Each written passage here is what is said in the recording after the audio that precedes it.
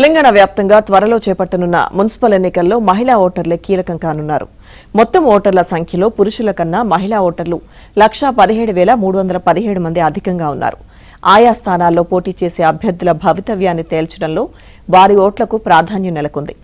GHMC మినహా 117 మున్సిపాలిటీలు, 6 కార్పొరేషన్ల పరిధిలోని తుది ఓటర్ జాబితాను రాష్ట్ర ఎన్నికల సంఘం విడుదల చేసింది.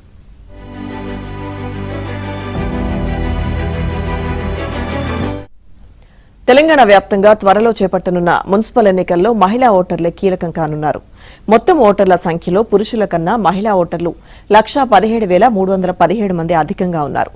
ఆయా స్థానాల్లో పోటీ చేసే అభ్యర్థుల భవితవ్యాన్ని తేల్చడంలో వారి ఓట్లకు ప్రాధాన్యం నెలకొంది. జీహెచ్ఎంసీ మినహా 117 మున్సిపాలిటీలు, 6 కార్పొరేషన్ల పరిధిలోని తుది ఓటర్ జాబితాను రాష్ట్ర ఎన్నికల సంఘం విడుదల చేసింది.